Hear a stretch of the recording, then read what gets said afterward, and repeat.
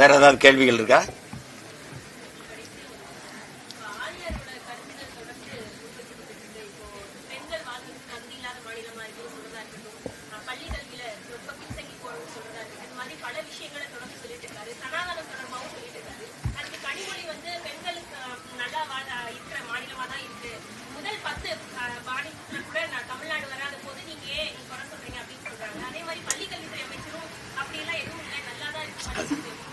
இல்ல அதிகாரத்தில் இருக்க ரெண்டு பேரும் அப்படி கிள்ளி கிள்ளி விளையாடுறதான தங்கச்சி.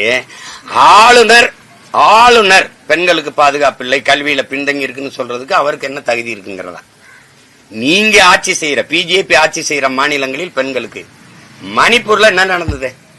நடுச்சாலையில நிர்வாணமா பெண்ணை நடக்க வச்சு வன்புணர்வு செஞ்சு தீ வச்சு கொளுத்தனவங்க தானடா நீங்க. நீ என்ன வச்சுற? நீ எத்தனை ஆயிரம் பெண்களை நீங்க வன்புணர்வு குஜராத் மணிப்பூர்ல செஞ்சீங்க? எவ்வளவு படுகொலை செஞ்சீங்க? நீங்க ஆள்ற மாநிலங்கள்ல ஒரு தாழ்ந்த சாதிக்கார பையன் உயர்ந்த சாதி பெண்ணை காதல் கட்டி வச்சு அடிச்சு சித்திரவதை பண்ணி கொள்ற எத்தனை காட்சிகள். சூவ நக்குங்கிறது, சூவல தண்ணி ஊத்தி குடிங்கிறது, எவ்வளவு இழிவு பண்ணுவீங்க நீங்க. நீங்க மனித குல பகைவர்கள். நீங்க இந்த மாநிலத்தில் சொல்லுங்க, அது நாங்க பேசுறோம். அதே மாதிரி அம்மையார் கனிமொழி அவர்கள் பாதுகாப்பு உங்களுக்கு நீங்க பாராளுமன்ற உறுப்பினராக இருக்கீங்க, காவல்துறை எப்படி துப்பாக்கியோட வருது? எங்க அக்கா தங்கச்சிக்கு இருக்கா? அதான் பேச்சு. மனநலம் பாதிக்கப்பட்ட பெண்ணை வன்புணர்வு செஞ்சு கொலை செஞ்சானா இல்லையா? எத்தனை பச்சிளம் குழந்தைகள் வன்புணர்வுக்கு ஆளாக்கப்படுறாங்க? எவ்வளவு பெண்கள், எத்தனை குறிப்பா வட இந்தியர்கள் எவ்வளவு படுகொலைகளை வன்புணர்வு கொலைகளை செய்யறாங்க. ஒரு நாள் உங்களுக்கு காணொலி, உங்களுக்கு தங்கச்சி உங்க அலைவழியில் பள்ளிக்கூடத்துக்கு போற பிள்ளைய ஒரு வட இந்தியன் தோல்ல தூக்கிட்டு போறான். இந்த நிலைமை வர்றதுக்கு முன்னாடி எச்சரிச்சுக்கிறீங்கன்னு நம்ம பிள்ளைங்க போடுறாங்க. அப்ப அந்த நிலைமையில நாடை வச்சுக்கிட்டு நல்லா தான் இருக்குன்னா எப்படி? இவங்க உதாரணம் சொல்றது எப்படி தெரியுமா? அதை பார், அந்த நாட்டை பார், இந்த மாநிலத்தை பார். ஏய், ஓட்டு உனக்கு அவன் போடலடா, ஓட்டு நாங்க போட்டிருக்கோம். அதுதானே முக்கியம். இங்க அந்த மாநிலத்தை பாருங்கள், இந்த மாநிலத்தை பாருங்கள். இவங்க ஒருவே குறை சொல்லி விளையாடுவாங்க, கவனத்தை திருப்புறதுக்கு. அதுல நம்ம போய் RN ரவி சொல்றாரா, அதையும் ஏற்போம். இவங்க சொல்றால மத்த மாநிலங்கள்லாம் சரியில்லைன்னு அதையும் ஏற்போம். இப்ப நாமெல்லாம் சேர்ந்து எல்லாத்தையும் ஒழிப்போம், இவங்களை ஒழிப்போம். அதான் நம்ம செய்யணும். வேற ஏதாவது கேள்வி இருக்கா?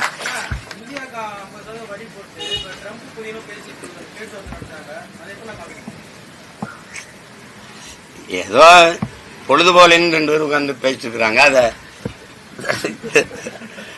அதை விடுங்க. அது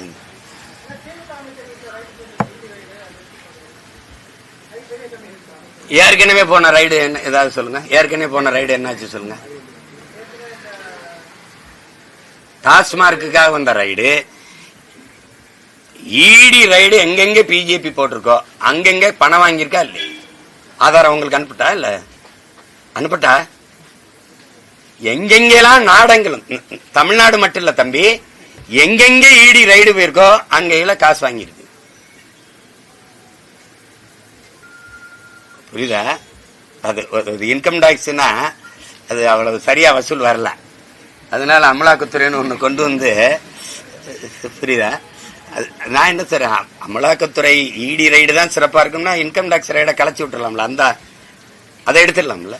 என்னையே தான் நல்லா விசாரிக்கணும், சிபிஐ எடுத்துடலாம்ல. எதுக்கு 2 தண்டை சம்பளம்?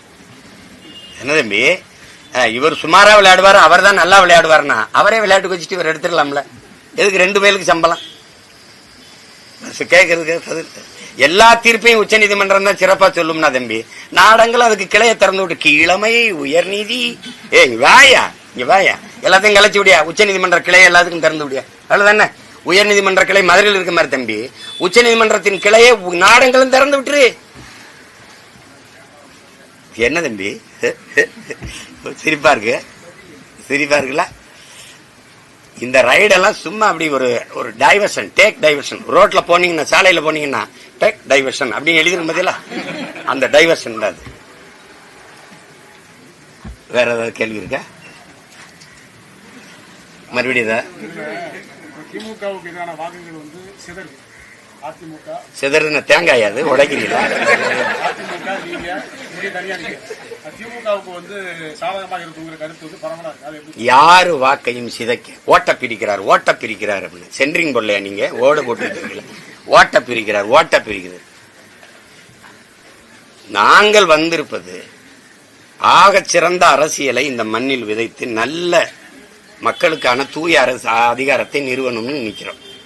அதை நோக்கி பயணிக்கிறோம். அவர் வாக்குச்சீதையும் இவர் வாக்குச்சீதையும் இதெல்லாம் நம்ம கவலைப்பட்டுக்கொண்டது.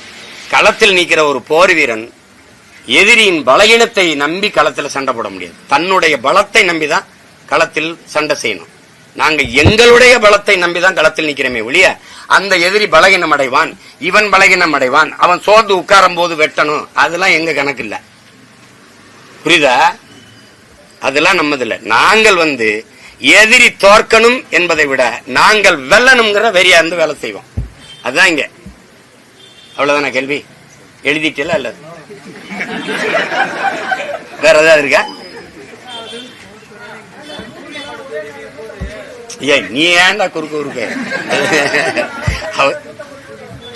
எது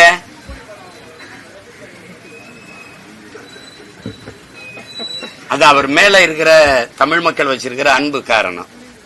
உங்களுக்கு புரியுதுன்னு நினைக்கிறேன். அந்த வயசுல அவ்வளவு வசூலை தொட்ட நடிகன் இந்தியாவில் இதுவரை இல்ல. புரியுதுன்னு நினைக்கிறேன். அவர் ஐயா ரஜினிகாந்த் மேல தமிழ் மக்கள் ஒரு பேரன்பு வச்சிருக்காங்கிறத காட்டுது. அதுதான் அதை காட்டுது. அந்த முதல் நாள் வசூல் அவ்வளவு இருக்குங்கிறத காட்டுது.